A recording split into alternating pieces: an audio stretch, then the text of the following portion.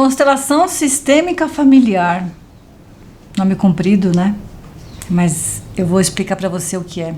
Uma terapia rápida, que olha para o seu sistema familiar, que olha para as suas travas emocionais, que olha para tudo aquilo que você ainda não teve coragem de olhar. Uma terapia rápida. Assiste esse vídeo, você vai entender quem criou e como ela funciona.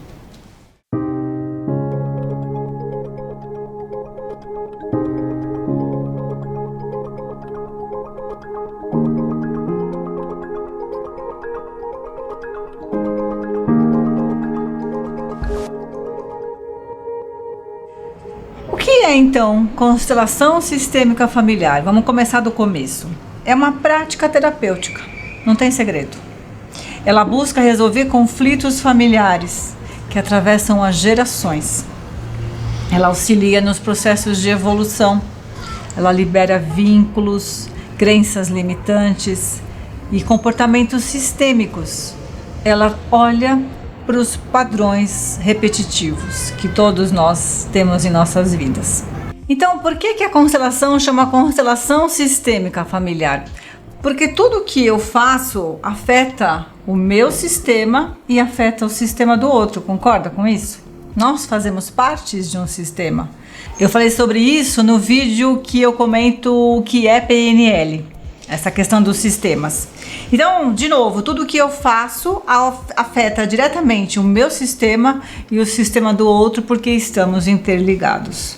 Afeta o todo, percebe? Se eu sei disso, eu posso atuar nas questões que são relacionadas à consciência familiar e às suas ações dentro desse sistema, tanto como indivíduo como em grupo. Vamos falar agora sobre Bert Hellinger, esse alemão que criou a terapia da constelação sistêmica familiar.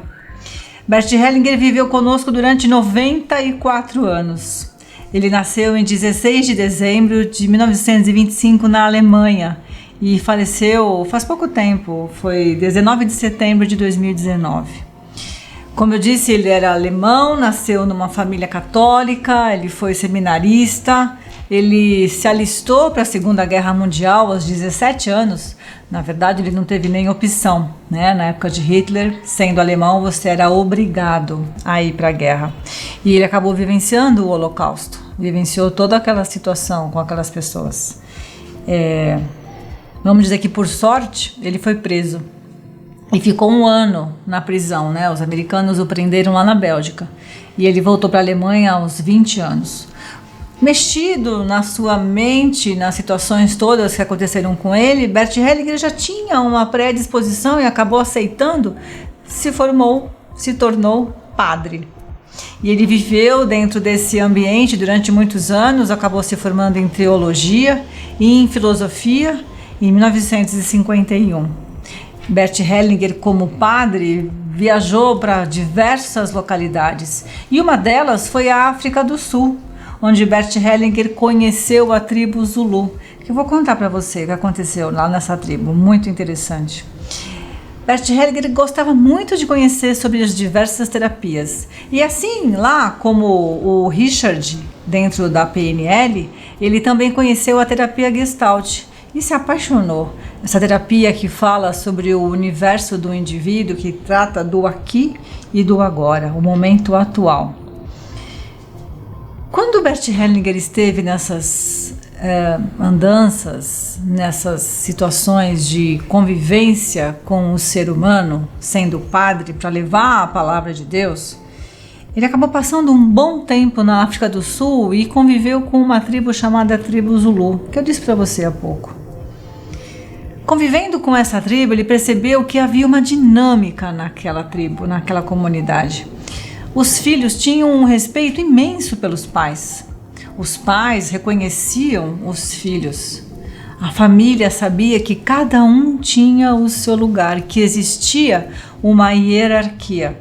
Bert Hellinger, convivendo com essa tribo, percebeu que quando não havia equilíbrio, quando não havia pertencimento e quando não havia ordem, o caos estava instalado naquela comunidade, naquela família. Ele percebeu a importância de olhar para esses 3 pontos: pertencimento, ordem e equilíbrio. Como ele era padre, ele também tem a questão dos mandamentos, né? Lembra daquele honrar pai e mãe? Sendo padre, ele trouxe isso muito para a vivência dele.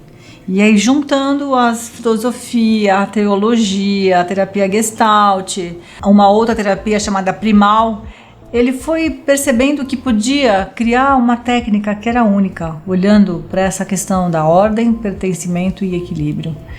Ele chegou a essa conclusão que, por trás de todos os comportamentos vivenciados ali naquela tribo, o que estava por trás desses comportamentos, né, de ordem, pertencimento e equilíbrio, quando isso era respeitado, o que acontecia na sequência da compreensão daquilo tudo era que os valores morais estavam presentes. E os valores morais se faziam presentes quando havia consciência. Consciência de quem eu sou, consciência de onde estou, consciência de quem veio antes de mim e respeito a isso tudo. Desta forma, Bert Hellinger estabeleceu 3 grandes lições e chamou a essas lições de ordens do amor, que, segundo Bert Hellinger, regem a relação familiar e influenciam as pessoas por toda a sua vida. São 3 as ordens. A ordem do amor é a principal, seria a mãe de tudo. Abaixo da ordem do amor existem as 3 grandes leis, que é a lei do pertencimento, a lei da ordem e a lei do equilíbrio. Nós temos que admitir que temos uma alma. Eu tenho uma alma, você tem uma alma. E essa alma é pessoal, mas também é coletiva. A constelação defende os valores pessoais, defende os valores do grupo. Ela media esses conflitos de interesse entre o individual e o coletivo. Ela calma as 2 consciências, a minha e a do grupo. É aqui que a constelação atua. Vamos falar sobre as leis. Primeira lei, a lei do pertencimento. Concorda que é uma alegria quando eu faço parte de uma equipe, de um grupo, de um processo, que eu sou reconhecida? Concorda comigo que é uma delícia usar a camisa do seu time? É uma delícia dizer que você é do time tal quando ele está ganhando, porque você pertence àquela vitória, pertence àquela história. Imagina um outro exemplo, quando você viaja para um outro país. Você se sente pertencendo ao seu país de origem quando você vê a bandeira do seu país. Quando você ouve alguém falando o seu idioma nativo. É uma delícia isso. Você se sente pertencendo àquele lugar. Mas também o contrário é verdadeiro. Quando você muitas vezes vai para uma festa e está lotada de gente. E você olha e fala, cara, eu não sou desse ambiente. Não tem nada a ver eu estar aqui. Quero ir embora, né? Quando eu digo no meu pensamento, numa situação em que eu me encontro com determinadas pessoas, eu penso assim, eu não tenho nada a ver com essa pessoa. E aí é que terminam-se os relacionamentos. É aí que cessa o pertencer e você decide tomar um rumo diferente na sua vida. Outro exemplo simples também é quando você vê uma freira ou quando você vê um padre na rua, você sabe exatamente aonde ela pertence, né? Que é o catolicismo, que é o convento. Não é assim que nós funcionamos na nossa mente? Então, nós temos uma necessidade inconsciente de nos conectarmos, de permanecermos conectados, de nos sentirmos inclusos. Então, o tempo todo eu desejo me manter disso. Mas quando eu sinto que eu não pertenço, o contrário é verdadeiro. Eu quero de todas as formas deixar esse lugar, deixar esse país, deixar essa família, essa relação. Quando isso acontece, perceba se isso acontece com você. A gente se bloqueia, não é verdade? A gente começa a ficar resistente. E com isso, o que acontece? Eu começo a sofrer. E o sofrimento que eu tenho é totalmente proporcional à resistência que eu faço. Essa é a lei do pertencimento. Vamos falar agora sobre a segunda lei, que é a lei da ordem.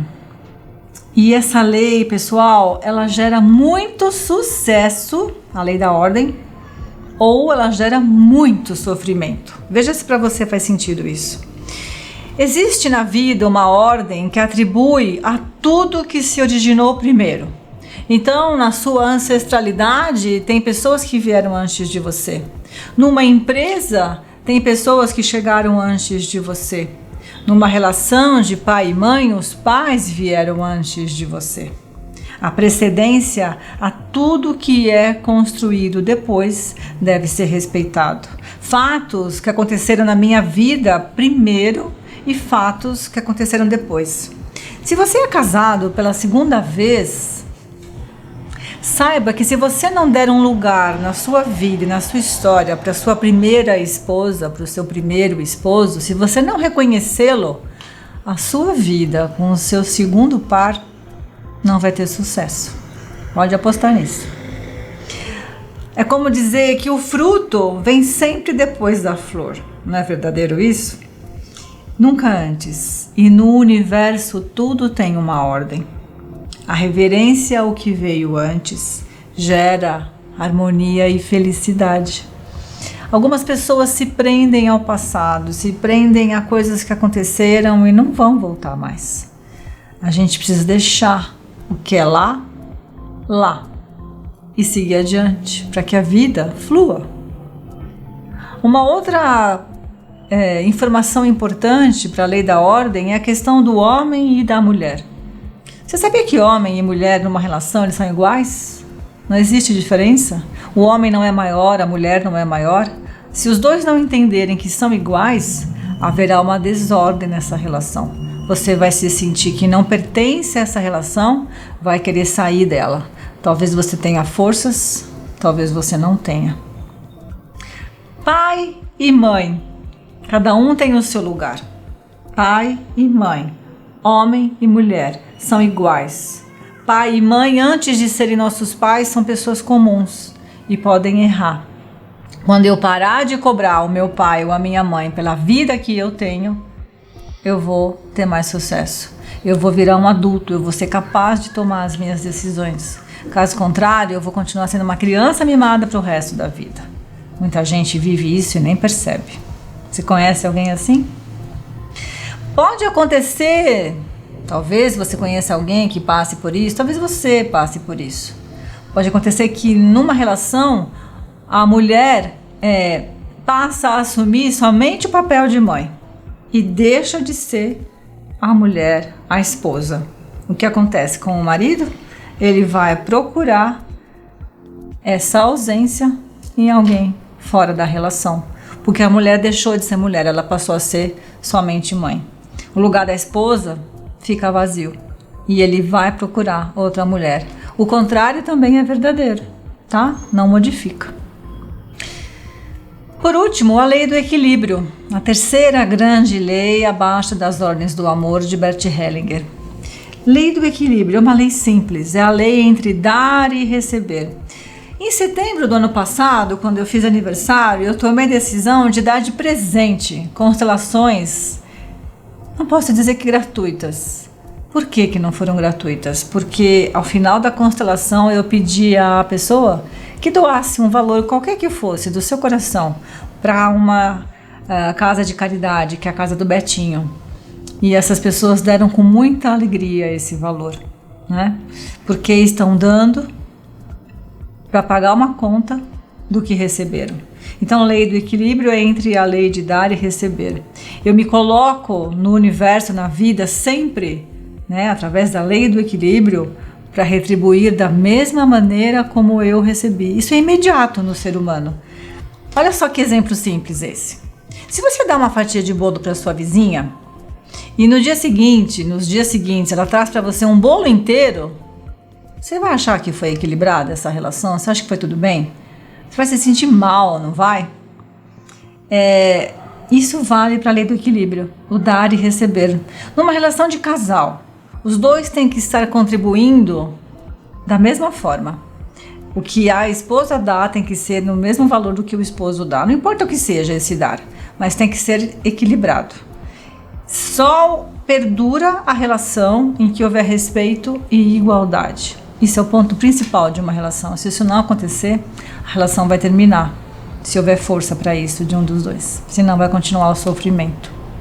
Numa caridade, por um outro lado, por mais que exista essa vontade de você retribuir sem esperar nada em troca, quem recebe vai querer contribuir. Quer seja num grande sorriso, num abraço apertado, num serviço que ele vai fazer para você, para trocar o que ele recebeu. Faz parte do universo dar e receber. Então, combina com a pessoa, se ela pode pagar você de forma parcelada, se ela pode dar a você algum serviço de volta, mas não faça nada de forma gratuita. Cobre. Não tenha vergonha de cobrar. Você estudou, você fez por gosto, mas tenta receber algo em troca. Assim fica equilibrado. A gente pode falar ainda sobre o campo, né? A constelação ela é feita com bonecos, a constelação é feita com representantes, ela é feita de forma presencial com esses representantes que vão representar o seu sentimento, a sua situação. Nesse campo a gente pode olhar para diversos sentimentos. Você pode olhar para o desprezo. Eu fiz uma constelação esses dias sobre o desprezo. Essa pessoa sentia uma sensação de desprezo muito grande, não conseguia estabelecer uma relação com o seu par, está sempre trocando, né, com a outra pessoa uma relação diferente e ela não vai adiante, isso cessa. A gente olhou para o desprezo e a gente trabalhou uma constelação individual com bonecos. Cada boneco representa um sentimento e a gente vai desembaraçando esse emaranhado que é formado pelos vínculos familiares. Você, por honra, muitas vezes assume a dor do seu ancestral sem nem você saber. A gente provoca padrões repetitivos na nossa história sem nem perceber.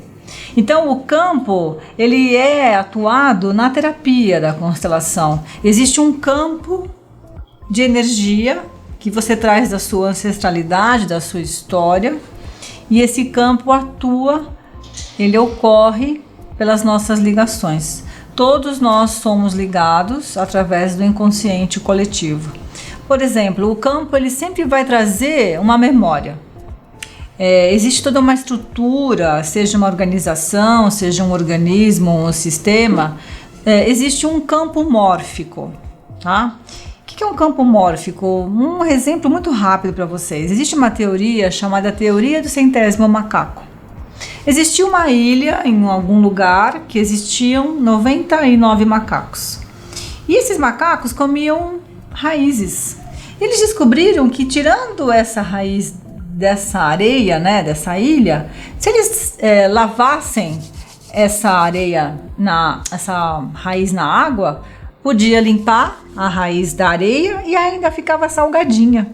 E o macaco fez isso, o segundo, o terceiro, o 50º, o 80º macaco fez, até que o 99º macaco fez isso.